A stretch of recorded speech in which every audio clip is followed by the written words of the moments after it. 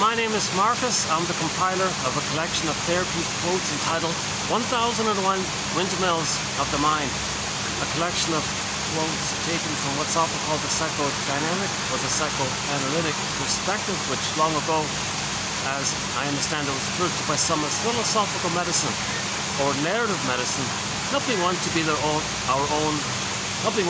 own story doctor.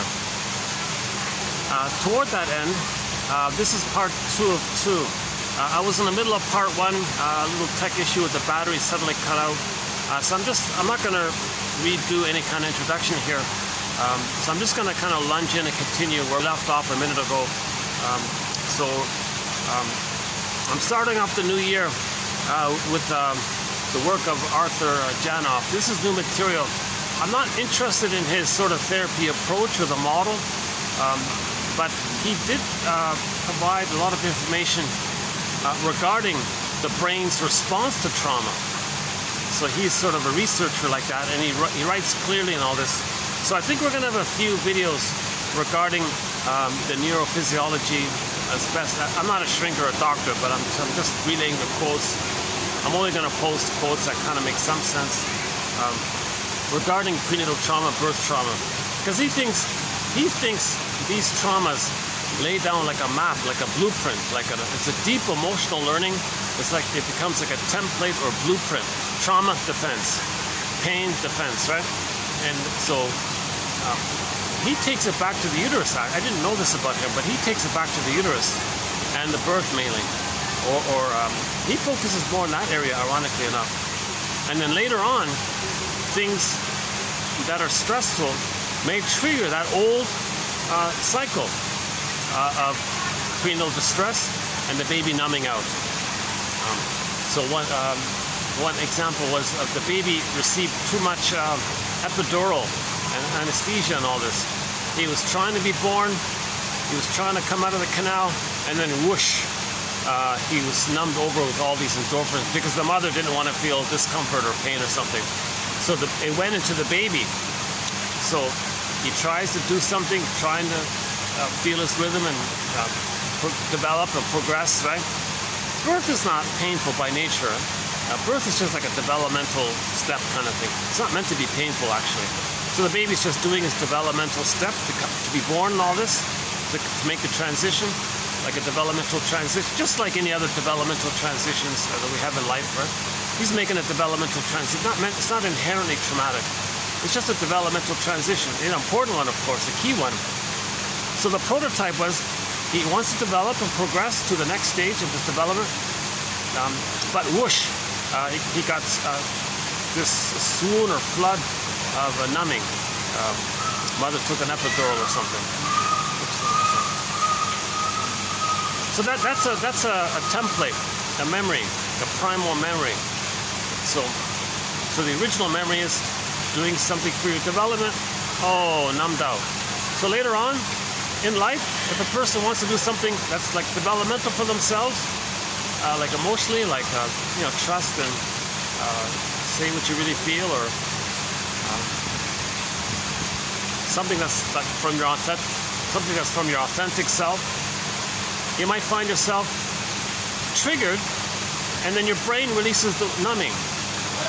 So a person tries something and they give up. They can't follow through, kind of thing. They didn't have that kind of process.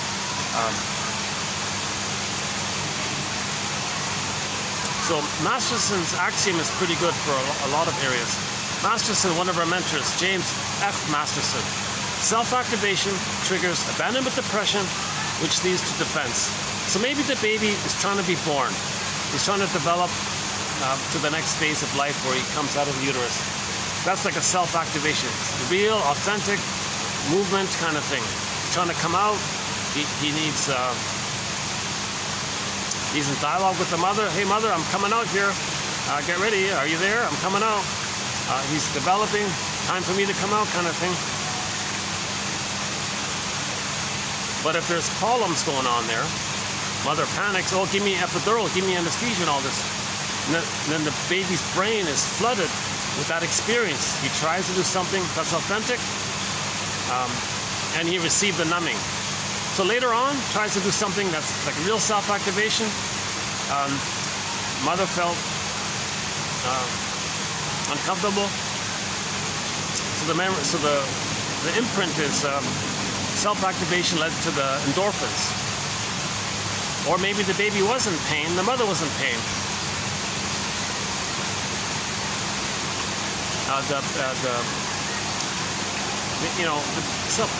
Janov says some mothers are afraid of being a mother, so they tense up, they clench up, the baby can't come out. Now the baby's stressed out. Now there's a lot of pain, then the mother takes epidural or whatever it is, anesthesia and all this.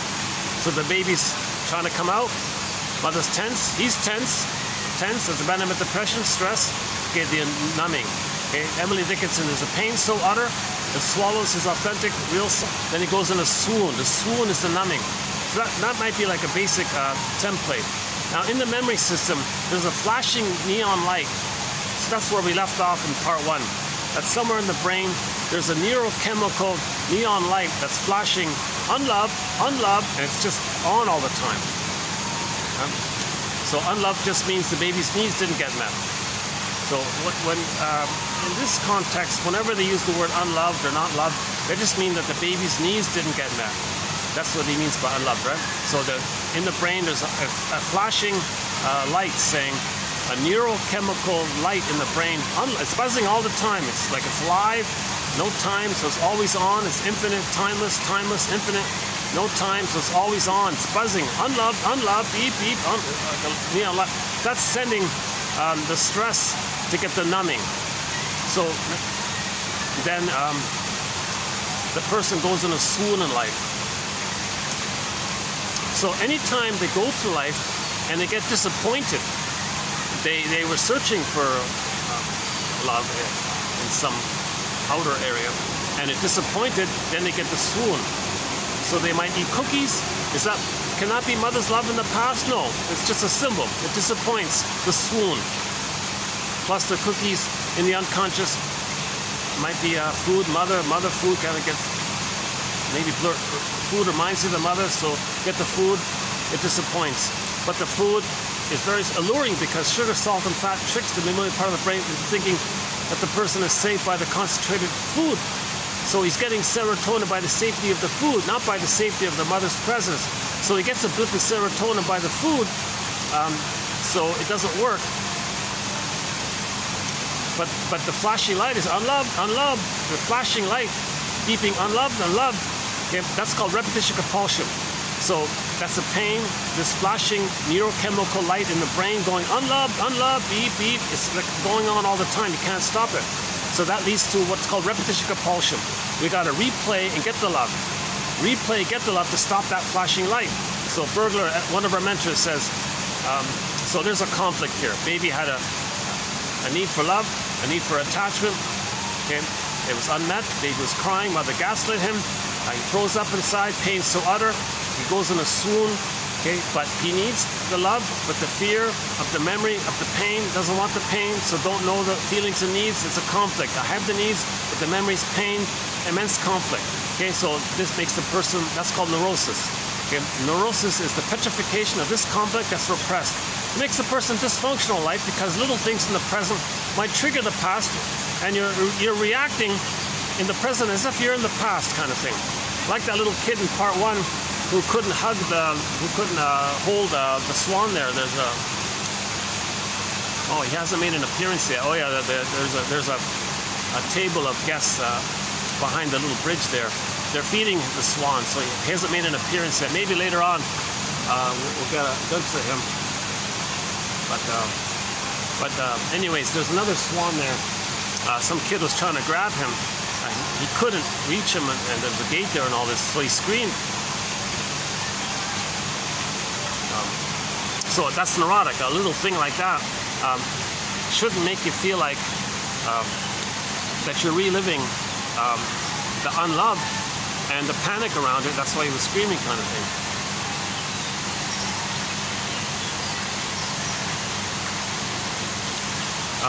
Okay, so sorry. Every neurotic is a music enthusiast. But the problem is, he's only got this one record, this cry for love, this inner conflict, the cry for love. Everything's love or cry for love. Just cry for love. He carries this 45 vinyl disc record with him everywhere he goes. Every time he sees a turntable, a phonograph, a Victrola player, with never-ending fiery ardor, unloved, unloved, beep, beep, beep. That's the compulsion. There's this. He's in this constant live pain, but it's frozen, but it's live, but it's frozen. Compulsion, trauma, repeat, get the love. So in every new situation, repeat, try to get the love. But the present is just symbolic or metaphorical of the past. But the unconscious says, never mind. Just look for the, imagine that the present can be the good for the past. It doesn't work. So the flashing light is still going on. Beep, beep, unloved, unloved. So new situation, replay the record. So what's the record? Baby had a need. Mother was misattuned, malattuned, soul blind. The mother was soul blind. Okay? So she couldn't recognize, have empathy or recognition for the baby's needs and feelings. She wasn't loved, so she didn't receive that ability to love her baby because she learned it from her mother, intergenerational trauma. Or some mothers get the disturbing idea that they can use the baby to comfort them. You know, that'll traumatize the baby. So,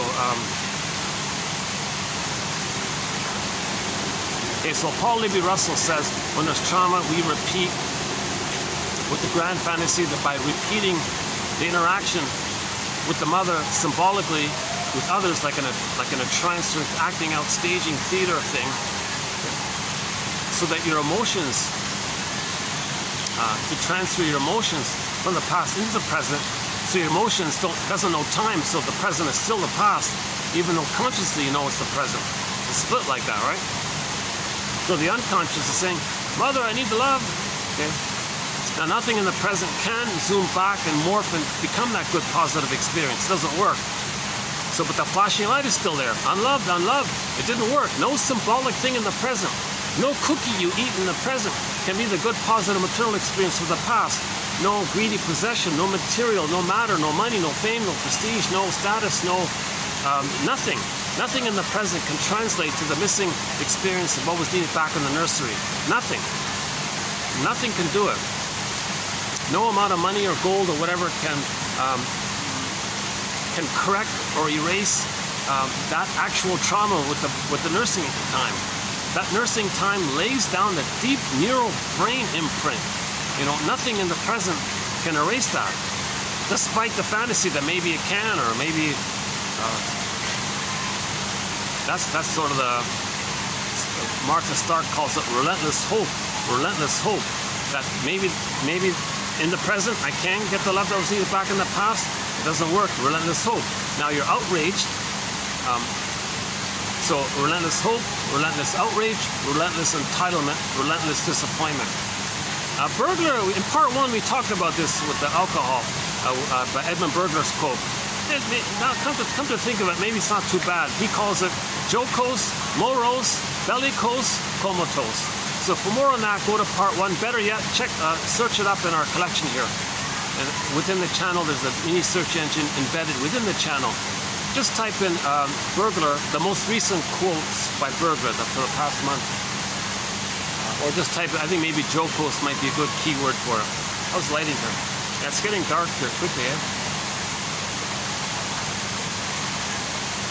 So as mentioned in part one, I've just discovered Mr. Janoff's work here. It's a little confusing, a little triggering. I'm kind of cherry picking. I'm only mainly focusing on his research and him passing along what he read from the journals and all this. It's very interesting. He writes clearly. I'm not interested in his approach where you can lie on the floor and do some breathing and someone sits beside you and maybe you can tap into that frozen scream, do the scream, and now it connects you to yourself, so you're back. I don't quite buy that. I don't, maybe there are exceptions if a person has a strong ego already and they're aware of this whole thing and they know what's going on. But just to blindly go there, it might be re-traumatizing, it might shut down again, it might actually be hurtful. So this whole so-called rebirthing or exercise. I'm not interested in this kind of bypass. They call it spiritual bypassing. It's the opposite. We're trying to build a basket of knowledge first, and let that safety of the knowledge, let the system feel safe that you have knowledge and understanding, and then the feelings can come back. So the main image is we want a nest, okay, then maybe an egg will be in there, and maybe out of the egg is the firebird, and you ride the firebird. That's the image of emotional knowing. So the nest is the conscious insights, intellectual theories, quotations, whatever, book knowledge, but that gives you some ideas. It's something, right? And maybe it's enough at some point to lead to emotional knowing. So the transition from conscious intellectual ideas to knowing it emotionally, that transition is the firebird comes out of the egg, you ride the back, and riding the firebird with its flaming orange, bright yellows, reds, and those vibrant colors of the firebird, and you're riding the firebird up, okay, that means you're getting your emotional knowing. But to get the firebird, he's in an egg, but the egg needs a basket first. That's the thing, we need a basket first. My impression is this primal thing, well, forget about the basket. Just go back and ride the firebird. Well, that's dangerous because that might flood the system. You might actually even overwhelm your consciousness. And you had a lot of hope. So I'm avoiding the so-called practical technique that he engages in. So I'm not interested in that. But he does, at the same time, the paradox about him, he is very helpful, I think, at least how I feel at the moment. He does seem quite helpful with the knowledge of prenatal trauma, birth trauma, and the brain's response to trauma, and the general idea that we create a blueprint and a prototype, original trauma and original defense. Okay, so the original trauma is maybe he's overwhelmed in the canal, birth canal. And if he's too stressed out, maybe he numbed out when the mother took the epidural or some kind of anesthesia, and it goes into the baby's brain. So maybe later on when there's a stress, he just finds his brain releasing endorphins. No, stress endorphins. So he can't really follow through or something like that. Now this thing, yeah, it's funny. Just a little teaser. He mentioned something about if the baby has a C-section and all this. Well, the baby was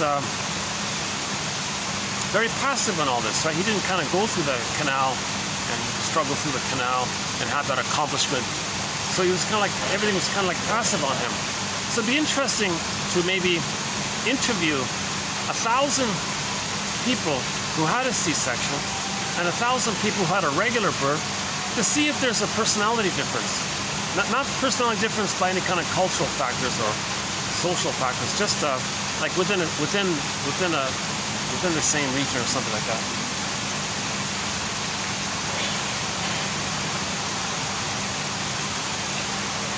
So in part one, let's see. So in part one, again, the initial birth experience may be prototypic of how the child will respond to stress later on. The notion of prototypic trauma and the prototypic defense. So the original creates a blueprint, a mapping, a model, a script. Okay, so real and then defense. Something real, pain, defense. Real pain, it's a conflict, right? Needs for love, unmet, pain, defense. Self-activation, abandonment, depression, defense. It's a conflict like this, right? It's a pattern. Okay, the need for love, the pain of not getting it, and some kind of numbing, defense. That's a basic kind of common pattern, right? So the original was in the uterus or at birth. Something developing, pain, and then numbing. Epidural, anesthesia, or okay. And then the two examples was the one woman felt overwhelmed while in the womb, so she wasn't experiencing a welcoming womb. she was overwhelmed by living in a very stressful environment in the uterus. Mother smoking, mother drinking, stressed the baby out, not enough oxygen, cord twisted around her, not breathing, can't move around, kicking. He was overwhelmed by things. So later on, if there's some kind of expectation on her, she'd, oh, I'm overwhelmed, leave me alone, back off, I can't do this. So she was a little bit difficult in that sense because every little thing in the present triggered the prototypes. The other example was, he said, it's not in the quote here, but in another section he said, some women may tense up and clench up at the idea of being a mother. So that if they clench up and tense up at the time when the baby's coming out, oh, I'm not ready for the baby, I'll stay in longer, I'm not ready to have the baby. That may lead to a protracted labor if the mother's doing this. If the mother's freaking out at the idea of being a mother, she's not ready yet or something, then ironically, if the child is experiencing a protracted labor because of the tension, and the uterus is supposed to like expand and allow the baby to come out kind of thing, but if she's tense, maybe that leads to a protracted labor. Now, if things are tight like that, and the baby's trying to come out and things are tight like that, you see, now this could lead to the baby inside being flooded and congested with all of these internal fluids. He's in the amniotic sac, right? Internal fluids. Now, what does the baby do? He doesn't want to drown inside, right? So to protect himself, he may constrict his bronchioles. I think that's how you pronounce it, the bronchioles, in order to save his life. So that's the first prototype. Tension, couldn't breathe, he had to hold it, right? So later on, if something stresses him out, he has an asthma attack. Now that's one theory about asthma. That experience becomes that primal experience, again, congested by fluids during a protracted labor and birth could cause the neonate, the unborn child, to reflexively, like automatic, like that's your brainstem, your survival brainstem, limbic system, reflexively trying to survive, right? The brainstem is reflexive like that. It's like the lizard thing, it's just reflexive, you know? Reflexively constrict his bronchioles in order to save his life. So the limbic system is about the survival of the organ. Oh, there he is. All right, there's our buddy, our new buddy. If it's a fellow, let's call him Charlie. If it's a lady, let's call him Catherine.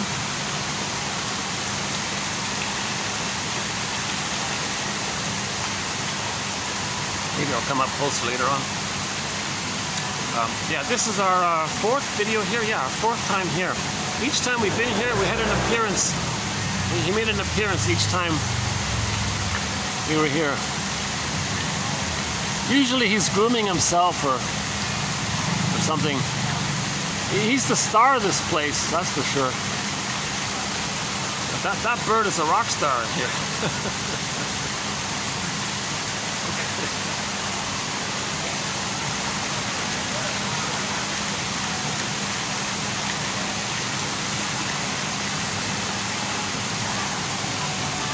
Yeah, look at that. If the birds are symbols of the breast, and they got the water, look at that. The watery and the breast, you got double. You got a double soothing. You got the triggering of the safety of the amniotic watery bliss time of the oceanic, what is it called again? The blissful oneness. So the water, okay, the seaside, the water view triggers, what was it again? The blissful oneness that you had in the uterus. Plus, if the bird is a symbol of the breast, if that's a maternal symbol, and he's stable, he's there, he's beautiful, he's got the breast, you know. Yeah, we even call it, oh my God, chicken breast. Yeah, we even call it that, right? Okay, let's see if we can. Let's finish the asthma one first here. I'm not a doctor, my disclaimer. Once again, I only have a BA, disclaimer and all this. I'm the compiler of quotes. I'm trying to learn this myself, the disclaimer. You decide for yourself. Click the more links, see the quotes here below. Now, I'm at the beginning of Janoff's work, so I'm usually, this is a pattern with me. When I start somebody's work, I'm really neurotic and anxious, exploring around. Did he mean that? Did he mean that? I'm confused, so I'm kind of poking around. But when I read more and more, I calm down a little bit with the knowledge, right? Yeah, so maybe that's a trigger, right? Maybe I had prenatal, prenatal distress, and I'm trying to know what's going on. So when I'm reading the quotes, what's going on here? Okay, in the uterus, what's going on here? And I'm freaking out here. So maybe my confusion by some quotes triggers the confusion I felt when I was in the amniotic, in the uterus kind of thing. That's his working, that's sort of his main theory here, that we create an original blueprint. Stress, need, stress, okay, need, unmet, stress, defense. Okay, need for love, secure attachment, mother's loving reply to the needs, stress, defense. Okay, in the Karpman triangle, okay, you got the child as the victim, okay, and then the persecutor image is the rejecting mother, and then the rescuer image is defense. So even the Karpman triangle is based on this model, the 3 points.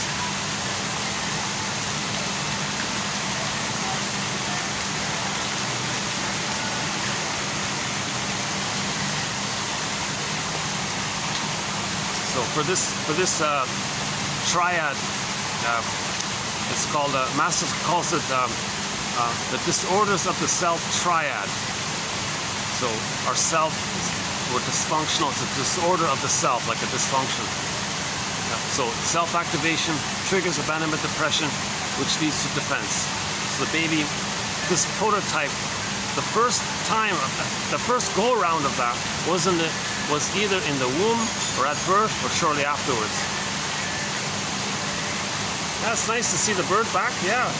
All right, he's in good form.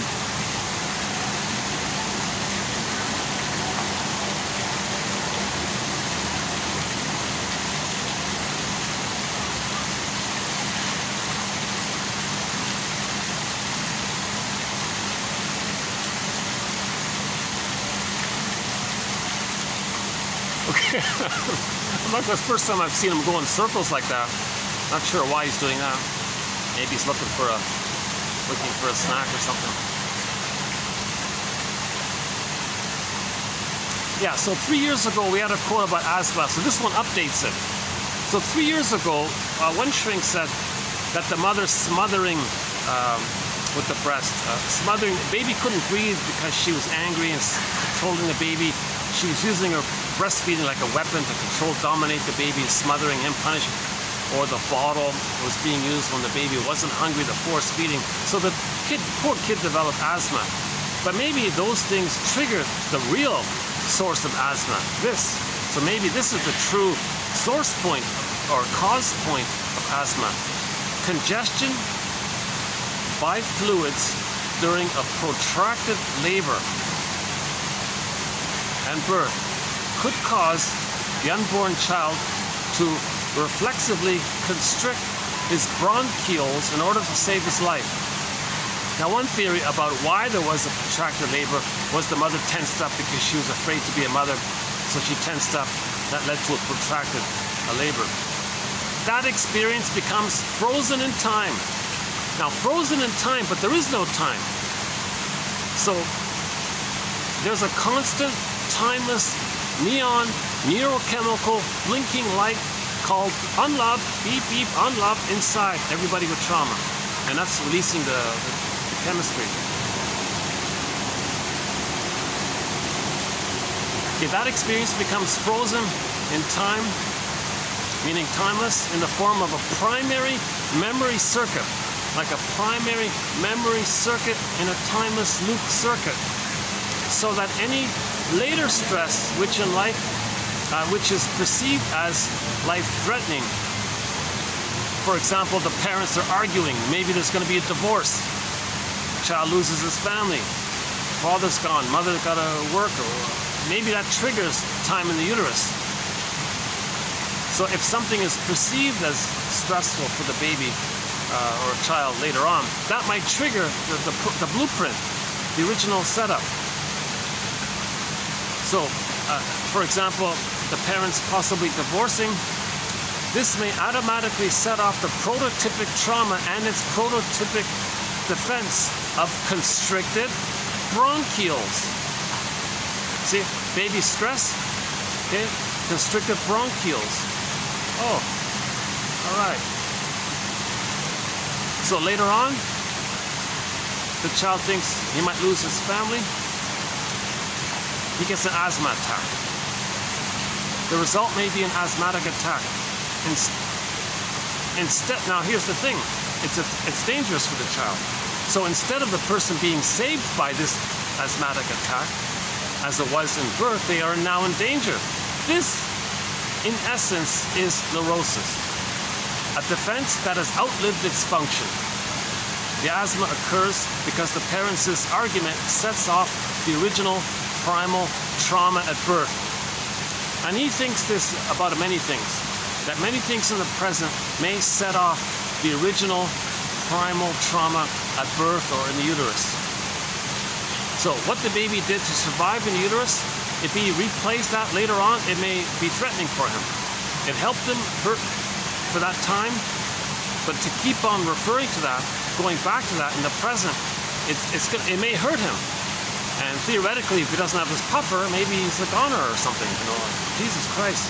So defense mechanisms help the baby as an emergency, but we're not supposed to kind of like re-experience that again and again and again, and you're getting older in new situations. It's risky like that because for obvious reasons, right?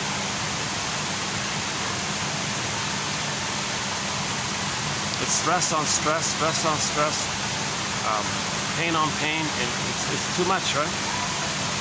And the so-called shutdown mechanism wears out, like the defense mechanisms can't bear it anymore, so the sponge of the personality dries out. So pain on pain on pain, the snowballing effect, the person's coping strategy maybe gets overwhelmed or something. Then he gets a nervous breakdown, PTSD, and all these things that we're talking about. Okay, here's the neon light one. With deprivation. So yeah, as mentioned part one, deprivation, love deprivation. So that means the baby's needs didn't get met. Reverie, attunement, soothing, being seen, held, skin-to-skin contact. The baby needs skin-to-skin contact for the first 4 to 5 months, because that skin-to-skin contact allows the emotional, non-verbal communication to take place between the baby and the mother. And the two skins touching function like a bridge. Child's emotions, mother's emotions to the child. There's like a communication there. And then at 4 to 5 months, the child has a self-concept, like a psychological identity boundary.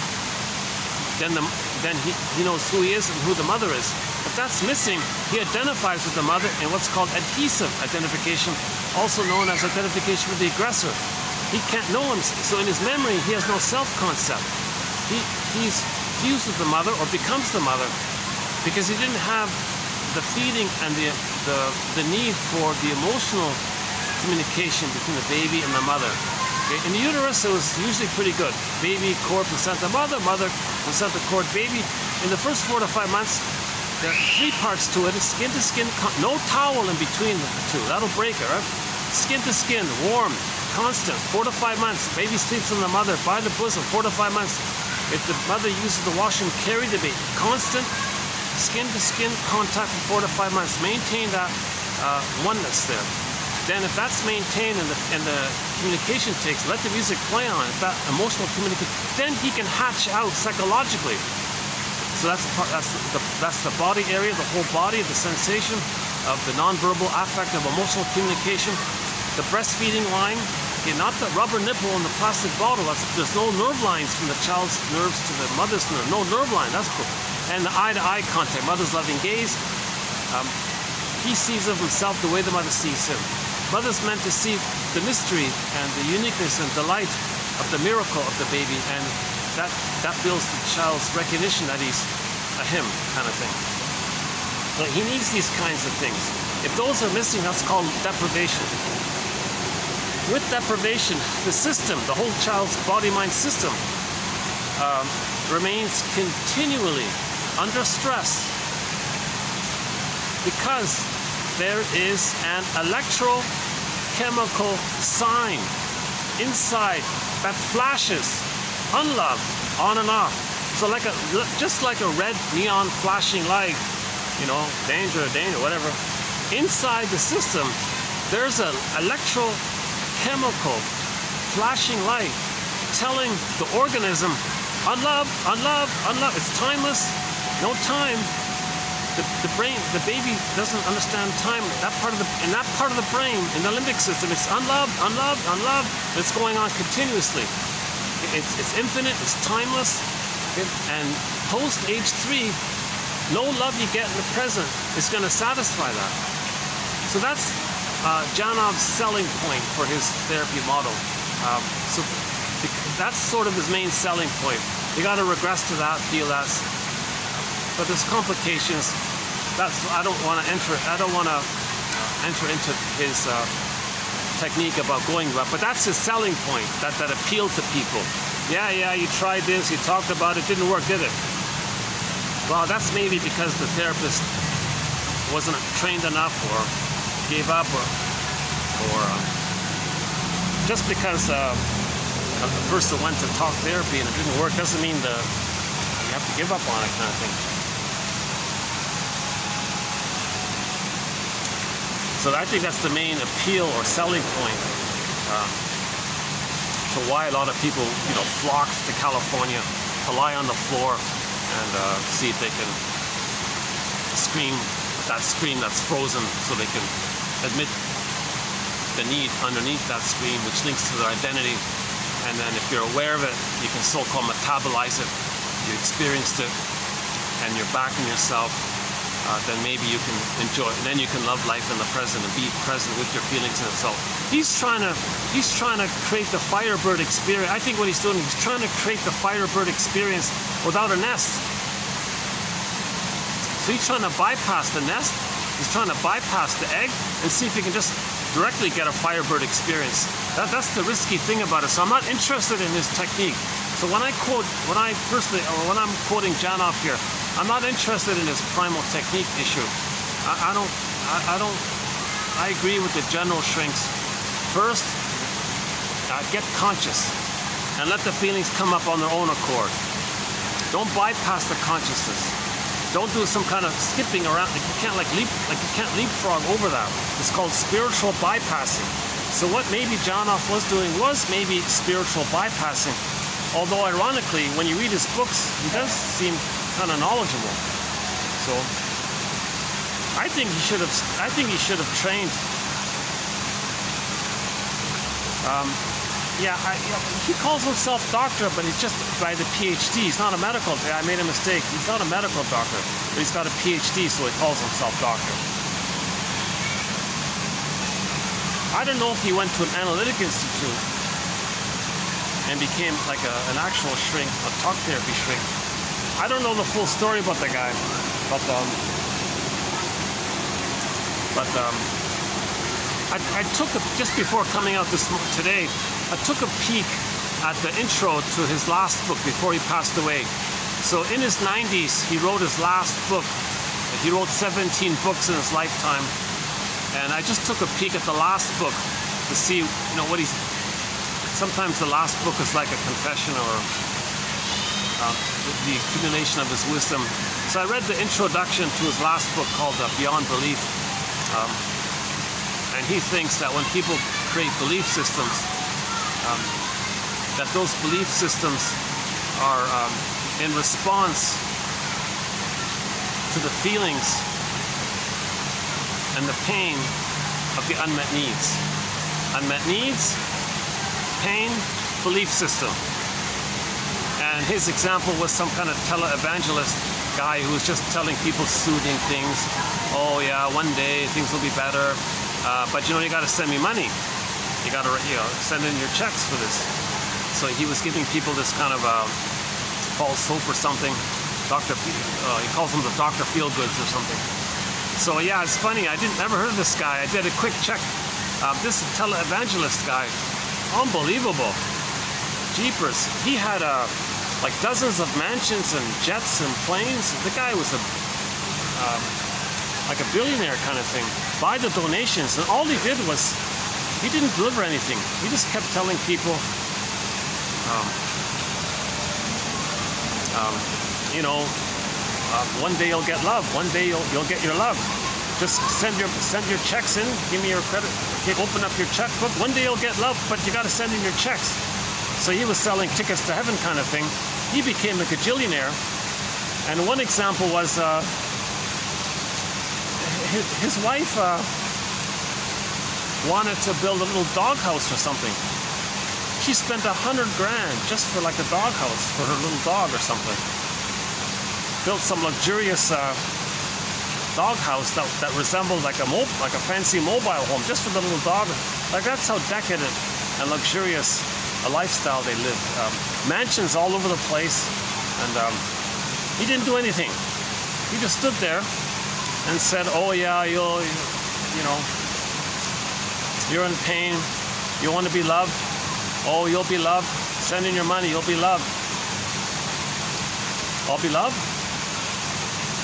He just kept saying stuff, some simple stuff like this. That's your belief. One day you'll be loved. One day you'll get the perfect, blissful breast mother experience that was missing back in the past. But he doesn't tell you that. He doesn't make you conscious that your symbol is for the past. He makes you unconscious of it. So people are in this relentless, infinite, timeless. So people are sending their checks in relentlessly, infinitely.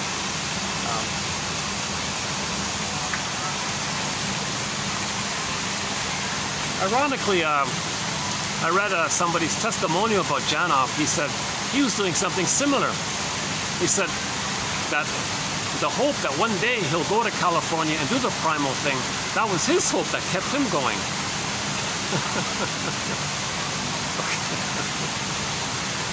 But I think Janov's material is infinitely more helpful than the scam of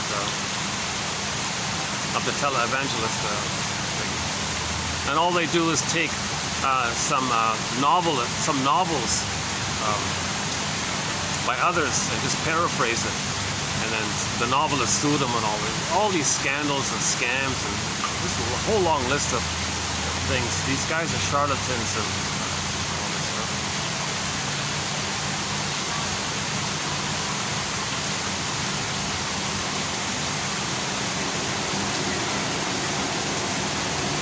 Sorry, again, with deprivation.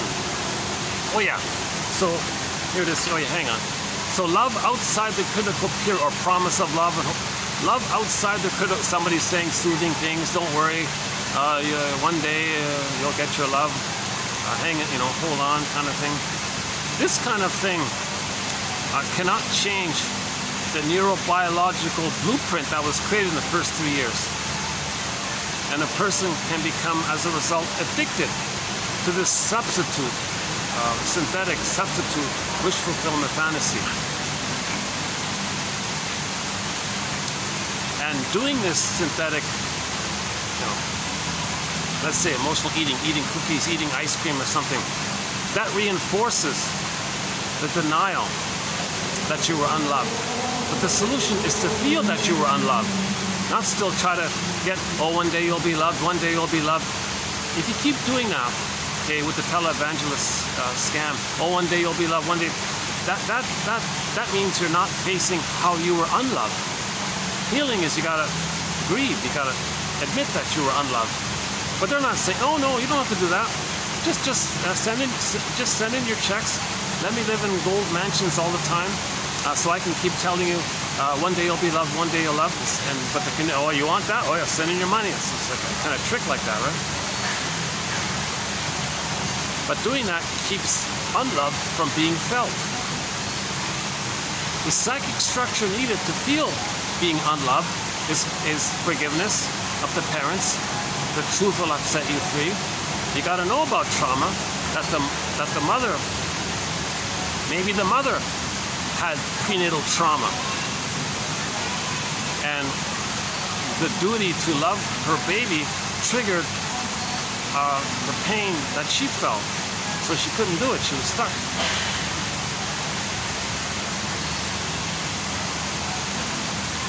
Okay, hold on.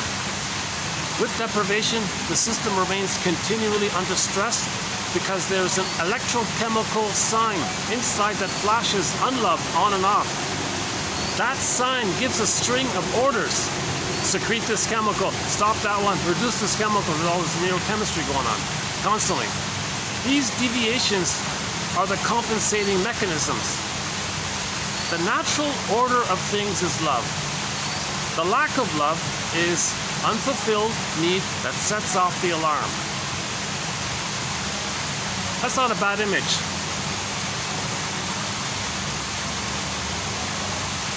So if I understand it correctly, everybody who's neurotic, anybody who's neurotic, okay, here's a consideration or a theory that underneath, somewhere in the brain, there's a flashing neurochemical neon light telling your system, you were unloved, your needs didn't get met, your needs didn't get met, your needs didn't get met. Okay, so get your needs met. Repetition compulsion, new situation, replay it with the fantasy you can get your needs met from the past. Never works? Do it again, relentless hope, relentless hope. So you turn on the TV, televangelist says, oh yeah, send in your money and you'll get that love. Disappointed? Oh, do it again. And you become addicted to this. So we can become addicted to this synthetic process because every time you replay the trauma, you're connected to the mother who gave you the trauma. It's a trauma bond. You're just replaying the trauma bond. So you get, the familial is familiar. So replay the family disappointment and you feel familiar. That's the pleasure and displeasure. The pleasure is the trauma connects you to the mother, but there's pain around it. So you don't want to admit that. So you want to do something active to distract you from the pain. So sending money to the televangelist scam network, whatever, that makes you feel like you're being active. To not feel the pain of being the passive victim, you're going to be pseudo-active. But that's just the defense to not feel the original disappointment with the mother.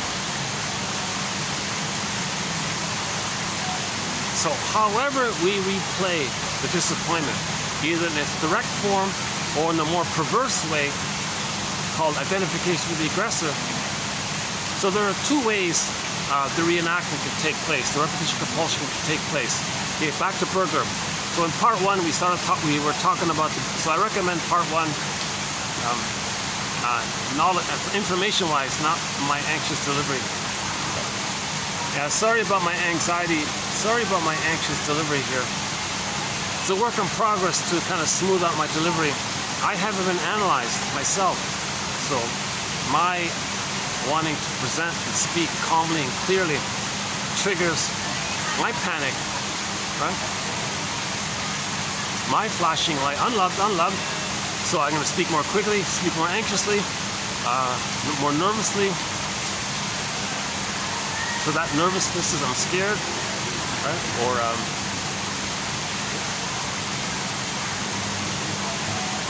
so my anxiety is like a fearful.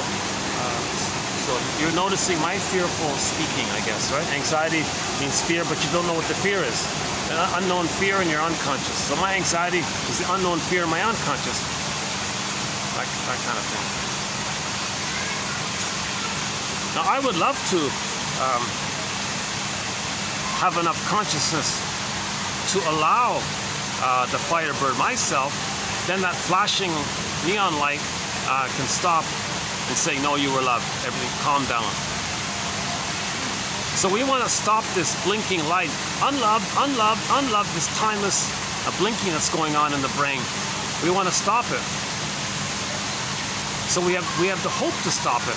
So the televangelist is saying, hey, do you want to stop it? Send me money. Right? And here's some stories from a fiction writer who wrote some scary novels. Because in the uterus you were scared. So you want something, but you were scared. Okay, send me money and we'll save you. Salvation, all this.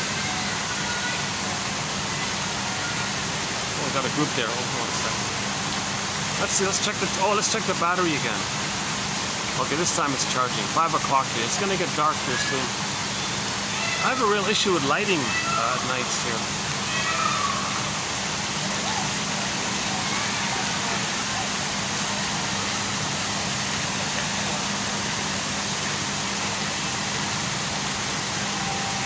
I guess they don't mind my talking. I guess they're far enough away they don't notice it.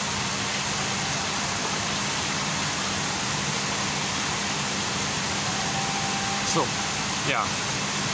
The pain is our authentic self is frozen, petrified, turned to stone, feeling unreal, feeling unalive. That's psychic pain. Okay? There's a pain so utter it swallows our authentic self, meaning it gets repressed in the non-reporting brain. That's pain. Okay? Now you get the neurochemical flashing light. Okay? Unloved, didn't get your needs met. Mother was misattuned, malattuned. Okay? When the baby was crying, mother didn't get it, gaslit the baby. Unloved. And then because of that, the neurochemistry, compensating mechanisms, secrete this chemical, stop that chemical, reduce that chemical, increase that chemical. So ultimately, you're in a swoon. So Emily Dickinson was intuitive that way, right? Yeah, very good poem. There's a pain so utter, it swallows your authentic self up. So you're repressed, frozen. And then you go in a swoon. Another Emily Dickinson poem on trauma is, the baby had a great hope. That hope fell. You heard no noise. The wreckage was within. Oh, cunning tale. Cunning tale. The mother's cunning. If she's using the baby to parentify the baby to please her, that's pretty cunning of her. Exploiting, very tricky, this devious thing to do for a mother to use the baby and brainwash the baby to comfort her and please her, to tend to her, take care of her. Some mothers do that. They have a baby and say, at last, finally someone who will listen to me and do what I say, because she didn't get it herself. So with the power, she feels justified and creates the excuse, mother's rights. So a great hope fell. You heard no noise. The wreckage was within. Oh, cunning tale.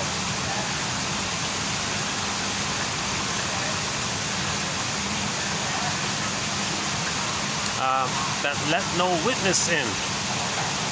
That's the scarecrow in the Wizard of Oz, the guy with no brain. He couldn't know anything. With that kind of trauma, we don't love life. Missing the path of heart. So we don't have a consciousness. Because of the scarecrow like that, we don't have a consciousness of our interests, which would make us feel a feeling of loving life and meaningful and pleasure and a path of heart when we express our uniqueness through the consciousness. But the scarecrow doesn't give us that awareness. So that's the Tin Man, okay? The looking for a heart, a life with heart, a life with the pleasure of heartful expression, of expressing your real self, your true self. That's the path of heart. So that's now the scarecrow and the Tin Man being like that and not knowing the fragmentation of the trauma, we feel disembodied. That's the cowardly lion off in another corner. Now Dorothy's sort of now this is again, myths and fairy tales are like every character in a myth or fairy tale is just aspects of the mind of one person, the traumatized psyche of one person being traumatized. It's not separate characters. It's all true on the inside. Okay? Myths and fairy tales are true on the inside. So Dorothy's like the part of the mind that's trying to line things up, right? Also, we can kind of say, maybe be like Dorothy and recognize if we feel disembodied, meaning not alive and real, and not living and not loving life, the Tin Man. Well, first things first, fix the scarecrow guy. So that's what we're trying to do here, is to first fix the scarecrow guy. These 10,000 quotes are an attempt to fix the scarecrow guy. These 10,000 quotes are an attempt to give the scarecrow a brain. We're trying to give the scarecrow a brain, i.e. we're trying to raise consciousness, get a strong basket. Okay, so we want the straw house to become a brick house. Okay, in the children's story, the wolf puffed down the houses made out of straw and bricks, straw and wood, but not the one made out of bricks. The brick house was a firm ego, and it housed the people, and the wolf went away. But the strong ego recognized that the wolf wasn't real. The strong ego means we felt what that wolf symbolized. That wolf symbolizes the baby's rage and oral greed. The baby had oral greed and rage. when his needs didn't get met. He projects his own elements, his own psychic inner life of unmet need that ended up with oral greed, timeless, oral greed, insatiable, never satisfied, oral greed. Now the baby's enraged. So this rage and oral greed, too much excitation for the system. Okay, the neurochemistry says, well, project it. So he's going to project and create an image of the mother as a hungry wolf, or a monster, a devouring monster that wants to eat him. Or in the Odyssey, it was the Cyclops and the Laestrygonians, they were eating the people. Or in the White Bear King Valamam, the Boar Queen was eating the men and using their bones as toothpicks. That's quite an interesting one. Or in Hansel and Gretel, the witch wants to gobble and eat the children. These things. That's not real. With a strong ego, you get that. Back to Wizard of Oz. Dorothy throws water on the Wicked Witch. That means we're linking up our feelings. Water, motion, movement, water. Feelings flow, waves, water. Linking it to the image of the Wicked Witch. And we get the feelings that witch image is a crystallization of our frozen feelings. Now, if we get the feelings to flow, that's the water, then the image disappears. When we get the feelings to flow again. We need a strong ego for that. With a strong ego, the brick house, then the wolf went away. The Boar Queen cooked away. And all these frightening, scary images, it's not real to begin with. It's just an imaginary trick that the baby engages in desperately. It's a defense mechanism. Projection is a defense mechanism. So babies are immensely tender and vulnerable. They're going to project like crazy. They can't own their experience. They can't own it or know it. So they project it. I'm not enraged and hungry. The mother's hungry and enraged. She's a devouring monster. Things are exaggerated in the primary process mentation world. In the limbic system, the baby has pictorial thinking, pre-verbal thinking. It's called primary process mentation. That's the Alice in Wonderland world in there. The cat said it's mad in there. It's a different mentation. The myth and fairy tale, never, Alice. This is all different in there. Up is down, left is right. There's no time. There's no sense of something being in a certain place. This thing can be in that place. That place can be another place, and the thing in that place can be another. There's no conscious, ordinary logic in there. A lot of flip-flopping and morphing and twisting and. Okay, this is all a manic panic of the brain chemistry, neurochemistry, to not feel the pain.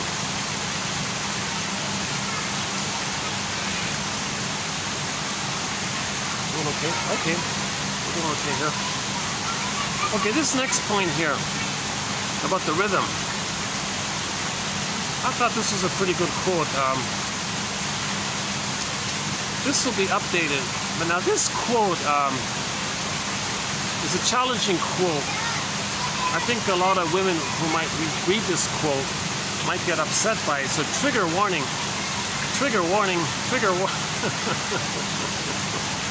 For any woman who had a baby.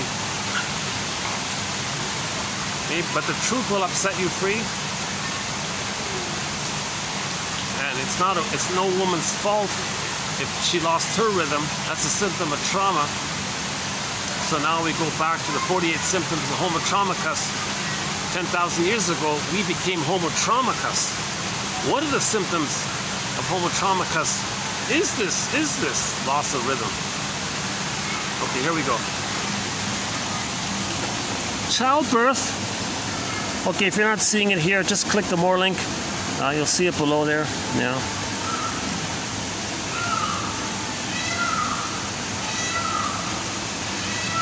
Childbirth is a rhythmical process. Or supposed to be. Rhythm is very much a part of human life. Neurosis is anti-rhythm. In neurosis, things no longer flow. Life becomes fragmented and disjointed. And birth, for neurotics, often becomes an unnatural process. No longer smooth and flowing, but agonizing and disjunctive. Yeah. Now, in the socialization process, okay, so this is like how we're all members of Homo traumacus. This is how the phenomena that We're all traumatized, basically. We're homotraumicus, a traumatized version of ourselves, where we lost the rhythm due to 10,000 years ago, and the theory around that. Okay, now in the socialization process, a woman. Hold on. Okay, in the socialization process, a woman no longer has an instinctive birth as animals do. We're mammals, right? As well. She has a, quote, trained birth. She is processed, taught, and prepared for something that should come naturally. Look at that, eh?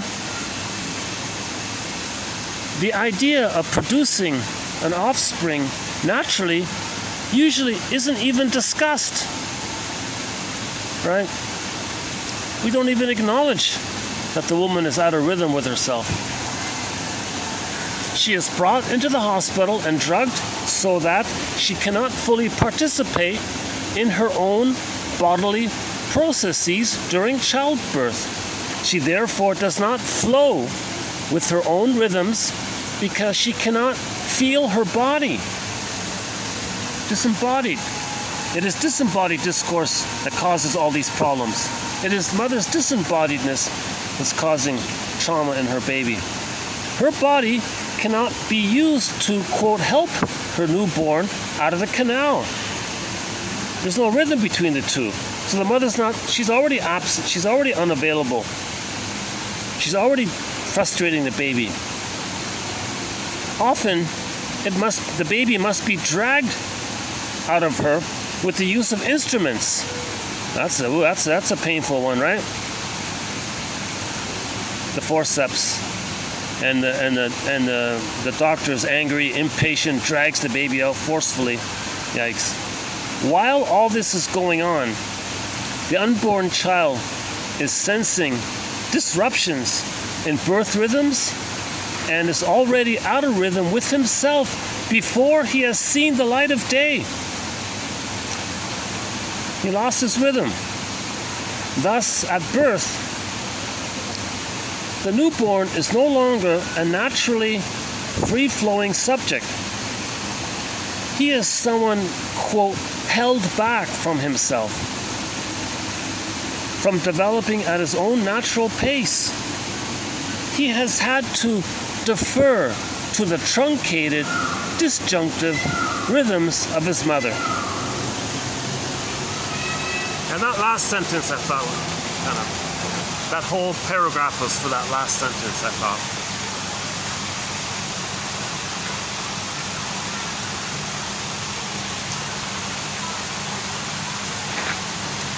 So Kristen Wilson says, it's disembodied discourse that causes all these problems. Disembodied. Okay, so here's a good example of this, right? So her line is, if you're not in your body, you're not making sense, literally. Now the baby needs that rhythm with the mother, but she's all absent to herself. Baby's going, hey mother, where are you? I need the rhythm with you to come out in the developmental process. Sorry baby, I don't know what's going on here. I'm stressed out. The stress here triggers my old stress. Mother, stop giving me all this stress. Sorry baby, what I'm experiencing triggers my stress. Intergenerational trauma. Mother feels disembodied, the child's going to feel disembodied. That leads to a primal trauma and a primal defense, which later on can be triggered and reactivated by little stresses in the present. That makes us neurotic. Okay, next one here. If ever a woman should take good care of herself, it should be during pregnancy. She needs a relaxed system. So Janoff went on a long rant. No smoking, no alcohol, no code. Oh, he didn't say it, but Jill and David Sharp say no codeine in the Tylenol.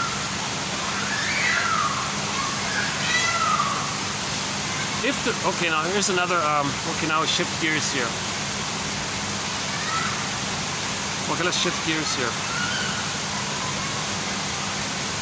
If the reasons for having the baby are neurotic, if the reasons... Oh, the lights just came on. All right. Oh, okay. Let's see what it's like when the lights... Okay, if the reasons for having a baby are neurotic, neurosis will follow inevitably in the child. For example, so I'm just going to include a couple examples here. He's got a whole long list of them, but so this is also kind of triggering. You know, maybe that's why Janoff's books aren't better known. Yes, he got famous by the novelty of his first book called Primal, 1969, I think. But what about his other books? Like his last book, I just started it. It's pretty good. And the one before it called The Biology of Love. That one there, that seems pretty good. So what about his other books? Okay, so one example. So let's do a couple of examples here. If it is his mother who needs him to make herself feel loved, that's neurotic. If the mother's having a baby because she wants to use the baby to comfort her, that's neurotic. That baby will be neurotic because the mother's reasons for having the baby is neurotic. If the mother's not going to see the baby as a mystery of life and a delightful expression of the uniqueness and that celebration of life, life's longing for herself, and she wants to have a baby, she welcomes the baby, and she has love to give to the baby. Instead, if the mother thinks, aha, I'll have a baby, I won't feel alone. Okay, she's bored with her husband, so she doesn't need the husband. Just have the baby. I don't need your husband, you're busy with work. Fine. Oh, I have the baby. What does the father do? Huh, you're ignoring me. Fine, keep the baby. Now the baby's scapegoated and used as a sacrifice to please the mother because he's frustrated with the mother not being happy with him. Now you got a whole neurosis going on here. So if the mother's bored with the husband, oh, you know what? Let me just have a baby. I'll focus my attention on the baby. I don't need you. Just bring home the paycheck. Kind of thing.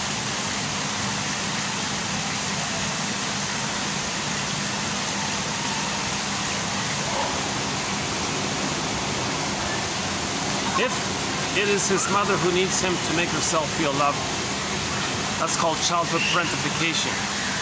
She's using the baby to comfort her. That's childhood parentification. That's severely neurotic. Mothers are there to meet the needs of the baby, not the other way around. Then it may take the form of a secret conspiracy against her father. Mother softly,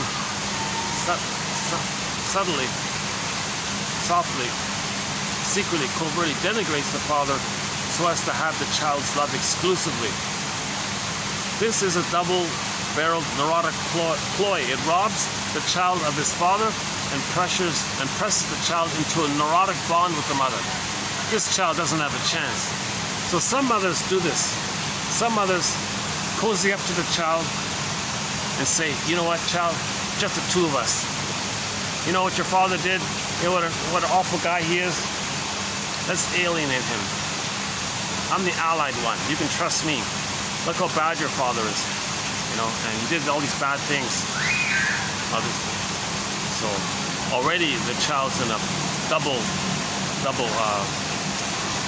wound because the child needs the father to separate from the mother. But what the mother's doing, no, you don't have a father. He's a wacko, let's say. You can trust me, I'm here for you. Child with no father, I gotta be bonded to you. That's what the mother wants. So this is called the alienated parent and the allied parent. So the mother has a split going on. Right? She wants to use the baby as a mother exclusive possession of the child to comfort her. Right? That's neurotic. That's called the Jocasta style of mothering.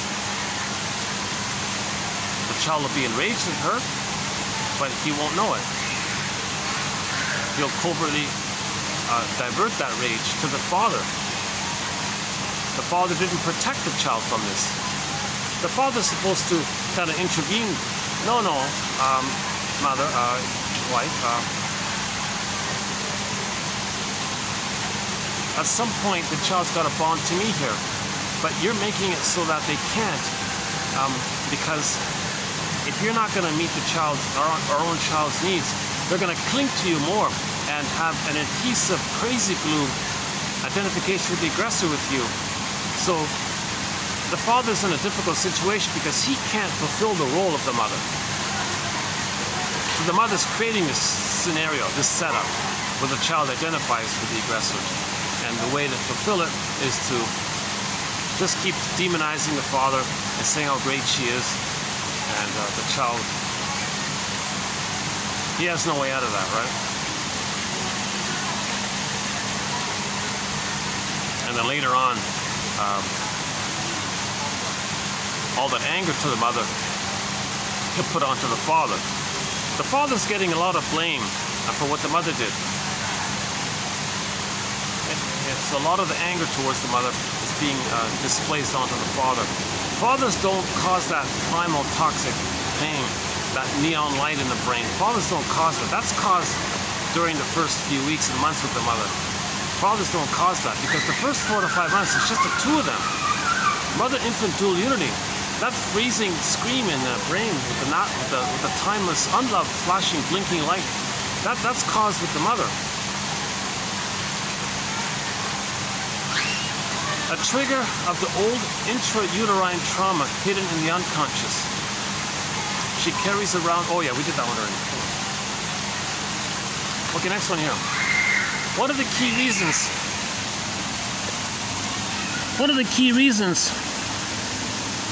reasons neurotics have children is to produce someone who will be loving,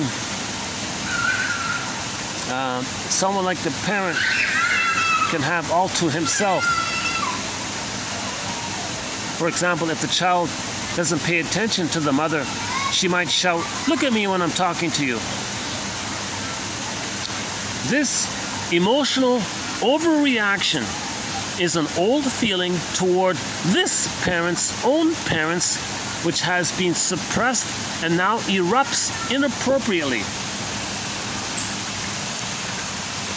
So let's say the mother uses the baby to be their mother, and let's say the child looks away for a moment.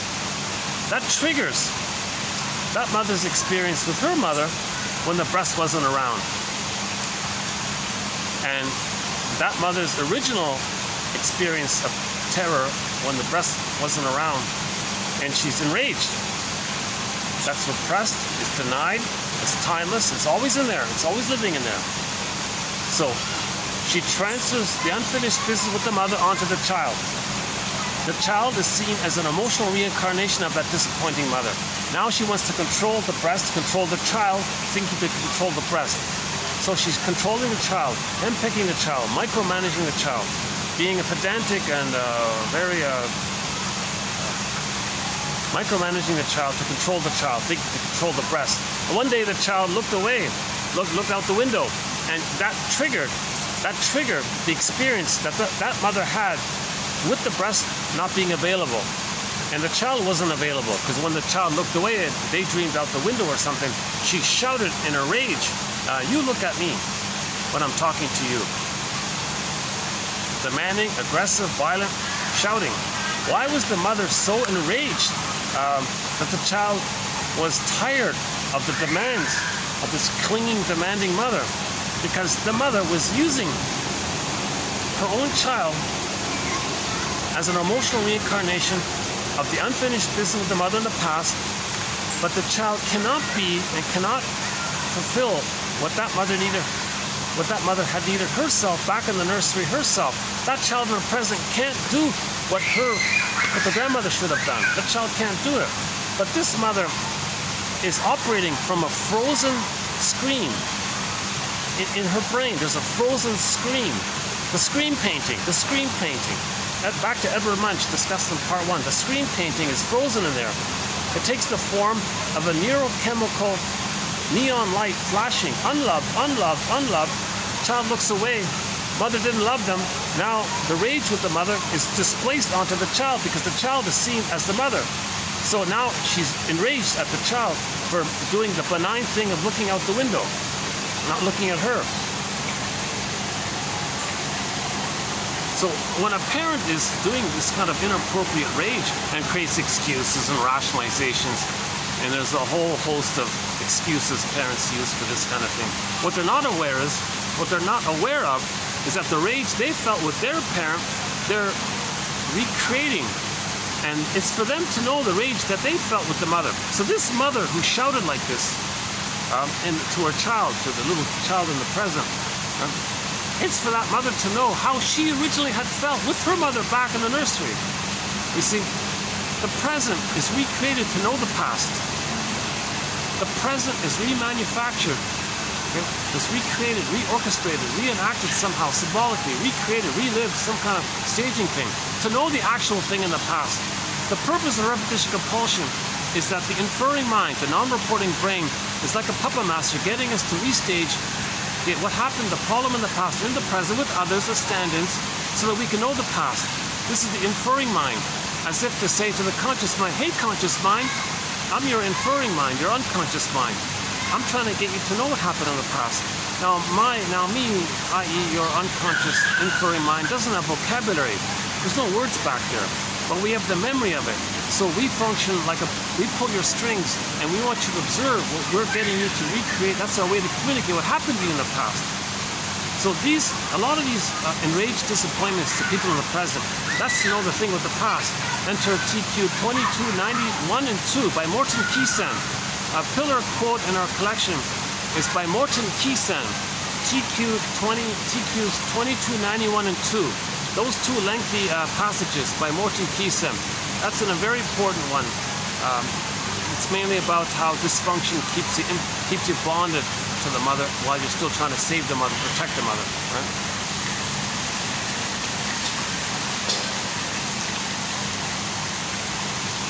Lighting's okay here?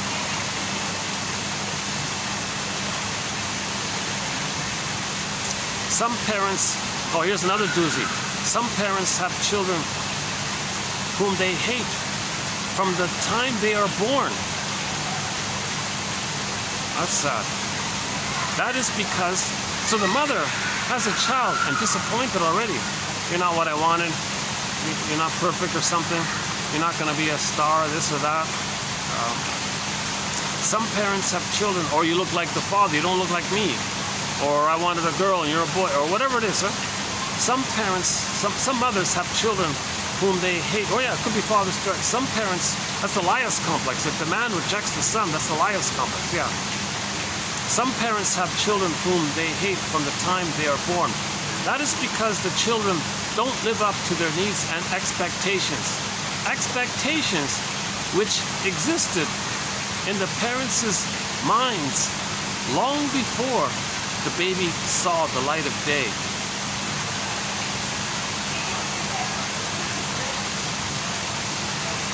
Let's say the mother has a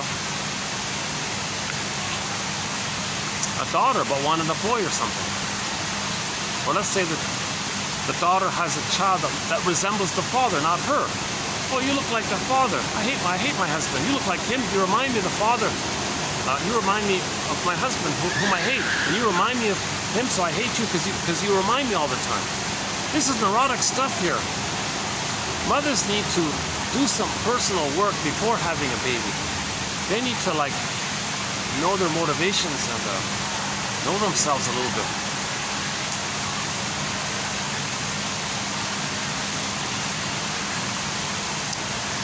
Okay, that's pretty much it, yeah. Okay, and then there's more here. I want to limit, I gotta do this in small doses here. He's got a whole list of other reasons of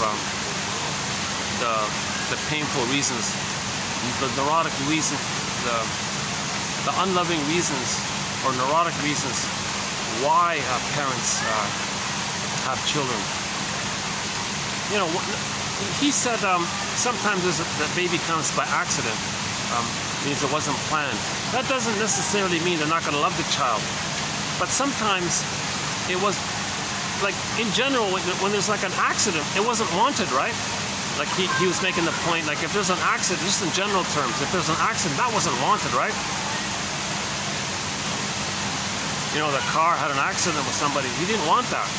Or the mother has a baby, oh, that wasn't planned, it was an accident. So sometimes in that spirit, well, you weren't wanted. I didn't want you, it just happened. Oops, I didn't want that. The child felt rejected, it was unplanned or something. But not all the time. Sometimes it was an accident, they could still love the child. Oh, that's, what a delight. You know, it wasn't planned, happened, but you know, this is amazing. So they're still thrilled and they welcome it and they're delightful like that. But sometimes it's not the case, right? And so on. There's a whole bunch of other reasons. Most of these quotes come from his book called Imprints. He's got 17 books. This is just from, some of these quotes are from Imprints, and some of them are from the Biology of Love book. And the last quote here, I wanted to end on a lighter note. It's not from Janov, it's from another author about the watery surroundings.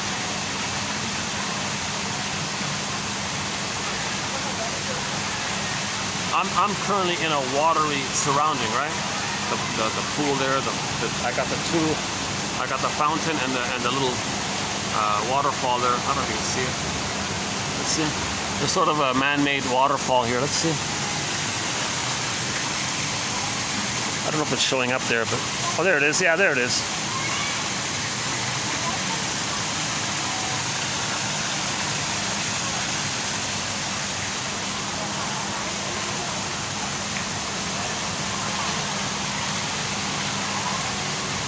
So there's some unconscious trigger. That's the theory, that things in the present can trigger stuff from the past. What about like this? Does a watery environment trigger the once upon a time blissful oneness we felt with the oceanic feeling and the oceanic oneness of being in the unico mystica, one with the big mystery, a blissful feeling, a feeling alive, embodied, joy once the console, powerful, power of the mothers, you're one with this power, blissful oneness. And this was all in the amniotic sac. We used to be water people, right? We used to live in a water world.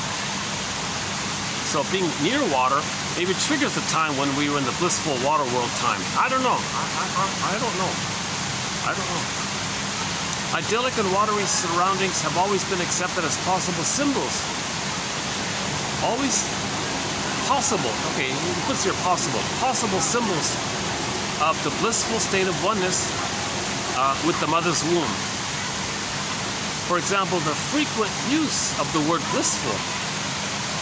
Now, I don't know if Mr. Joseph Campbell, what he meant with this famous phrase, follow your bliss. If there's a distortion, or if he himself is referring to this, let's give him the benefit of the doubt that when he said follow your bliss, he means follow your unique personal interest, your drive for healing, your drive to get in touch with your authentic self. That's follow your bliss, meaning follow your healing journey, following your truth to heal, following this innate drive for healing. It's painful, but it's follow your quest to get to that bliss. But it's misleading because to get to that you got to follow the pain. You got to follow your pain that leads to bliss. He just says follow your bliss. It's kind of, so people jumped over maybe. So a lot of people maybe maybe the quote was taken out of context. I don't know the original context of when he said it, if he even did say it. But that's his most famous expression, right? But if that is a misquote or taken out of context, and people hear the phrase follow your bliss, what do you mean? You mean always go to the beach? Always eat cookies? always do things that trigger the blissful oneness that you had. Okay, anyways, the frequent use of the word blissful, for example, follow your bliss, it is the expression of the original blissful oneness that we had in the Garden of Eden, in the paradise, in the Shangri-La, Shambhala, Avalon, Nirvana, this blissful oneness, Nirvana. Okay? This phrase implies, the constant use of this phrase and this idea implies some kind of general belief that maybe we had this feeling in the womb, that we once upon a time had this bliss. And Robert Bly says this, yeah, the baby has ecstasy.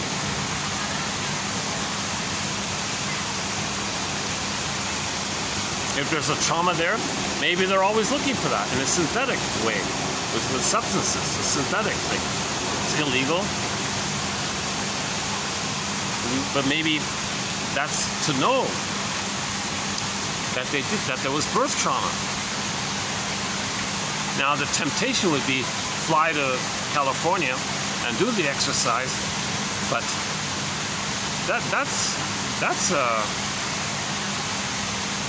there's a huge appeal to this idea. But no, that's lazy, that's magical thinking.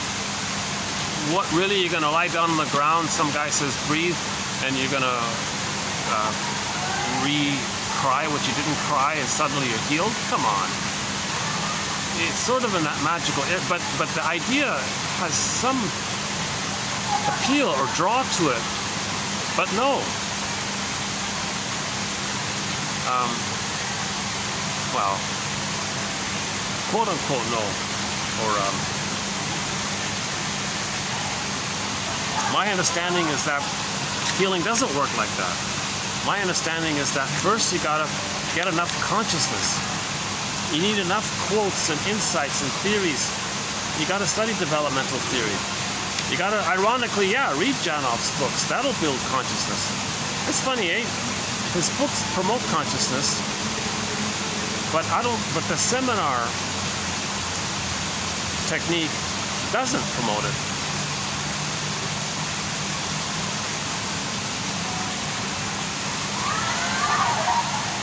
Why didn't he just stick to selling books? Why didn't he just stick to the course of psychoanalysis? Or maybe he needed money.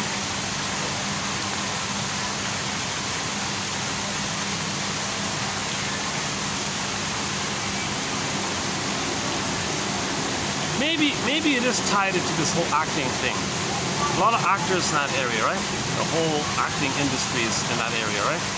A lot of them want to become better actors so they can get jobs in movies.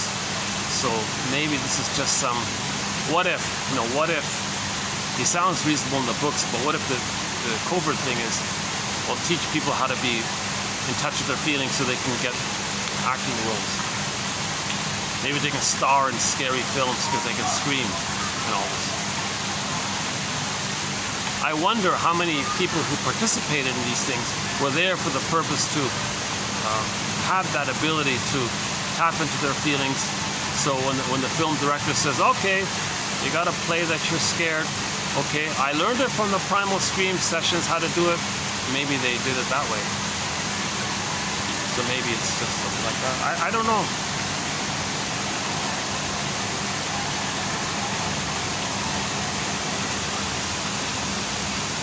I don't know what the stats are. I don't know how many people genuinely got healed by this. There are a lot of positive testimonials.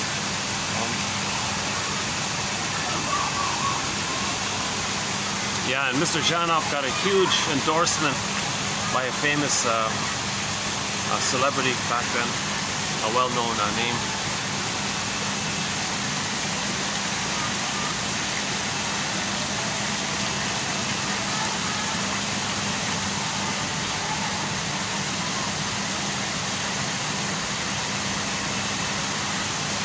Oh yeah, this is part 2, yeah, sorry.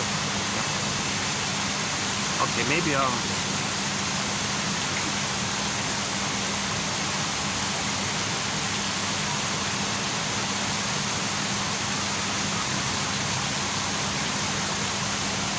So let's put it this way. Let's put it in the form of a question.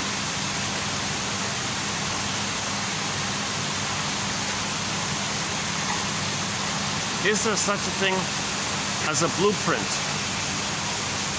A neural pathway circuitry based on the memory of unmet need, pain, and defense, which can be easily or sometimes triggered by things in the present that resemble it.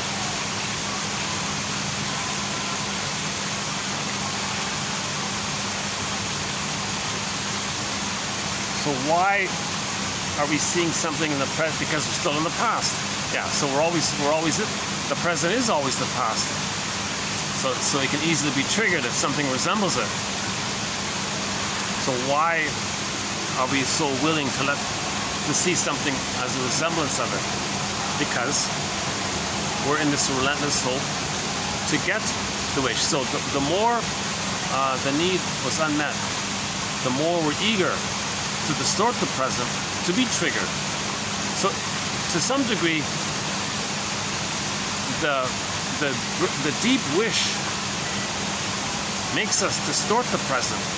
So if we distort the present based on the pull of the great wish to get, in other words, the great wish makes us distort the reality because we're looking for the wish. So if we're distorting the reality to fit the wish, then we're easily triggered by things. Oh, there's a promise. Oh, disappointment.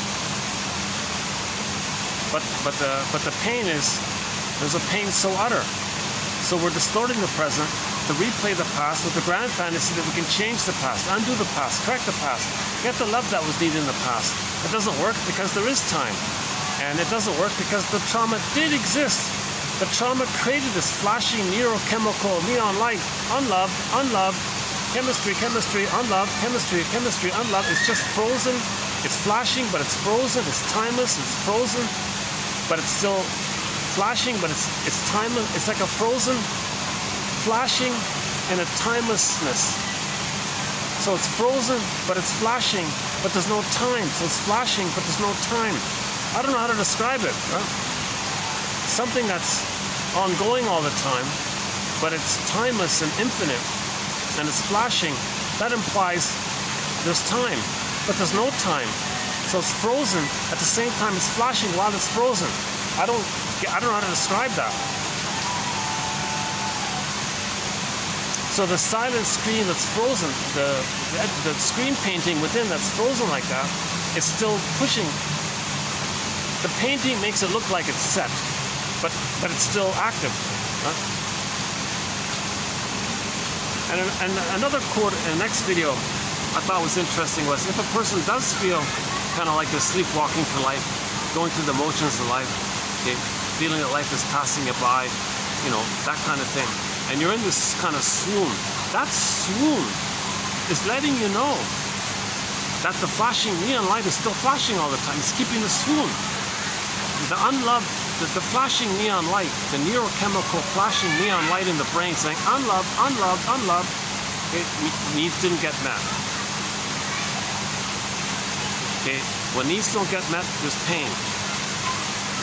Okay, pain, endorphins, numbing, okay, flashing. So, in other words, it's like a constant pain. In other words, constant numbing. But the pain is caused by the unmet need. The unmet need was for love. So unloved, okay, numbing, unloved. So, and then you're in a swoon. So you're going through life in a swoon.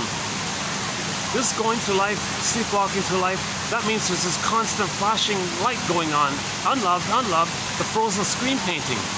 Unloved, swoon, unloved, swoon. So this is going on like this.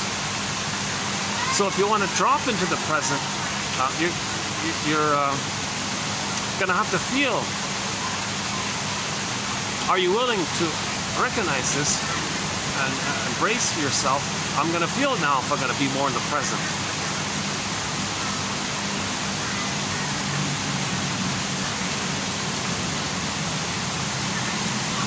What do you say, bird?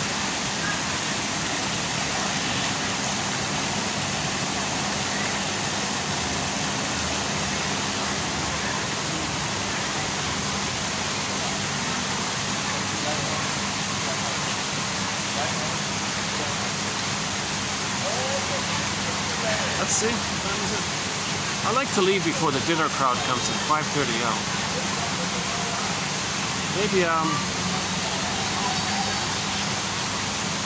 Maybe I can wrap it up next door a little bit. Yeah, okay, let's pack it up here. Hold on a sec.